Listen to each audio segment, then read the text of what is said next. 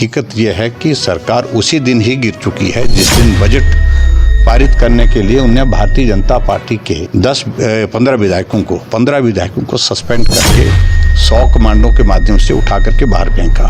क्योंकि लोकसभा का चुनाव भी है और चुनाव के दृष्टि से आशीर्वाद की सबकी आवश्यकता है और धूमर जी का आशीर्वाद लेकर के हम सब लोग जा रहे हैं चुनाव के मैदान में। और अब की बार का ये चुनाव बहुत अलग परिस्थितियों का चुनाव, खासतौर से हिमाचल के संदर्भ में अगर हम देखें, जहां लोकसभा के चुनाव तो हो ही रहे हैं लेकिन साथ साथ में उपचुनाव विधानसभा के भी हो रहे हैं। 6 तो घोषित हो चुके हैं, लेकिन 3 हमारे निर्दलीय विधायक जिन्होंने त्यागपत्र दिया है उनके बारे में भी निर्णय होना बाकी है।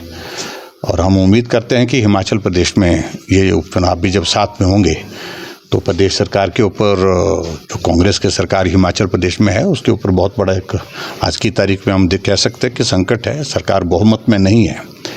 भले ही सरकार टेक्निकल ग्राउंड्स पे उन्हें बचाई है, लेकिन हकीकत यह है कि सरकार उसी दिन ही गिर चुकी है जिस दिन बजट पारित करने के लिए उन्हें भारतीय जनता पार्टी के 15 विधायकों को सस्पेंड करके 100 कमांडों के माध्यम से उठा करके बाहर फेंका।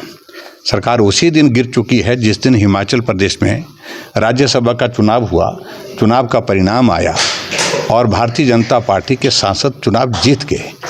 तो ऐसे में बात तो ये बनती है कि नैतिकता के आधार पर त्यागपत्र देना चाहिए था, छोड़ देना चाहिए था, लेकिन नहीं छोड़ा है।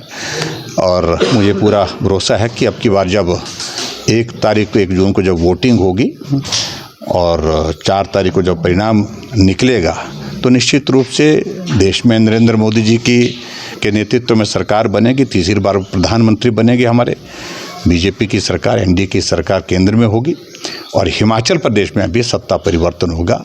भाजपा की सरकार बनने की संभावनाएं प्रबल होंगी।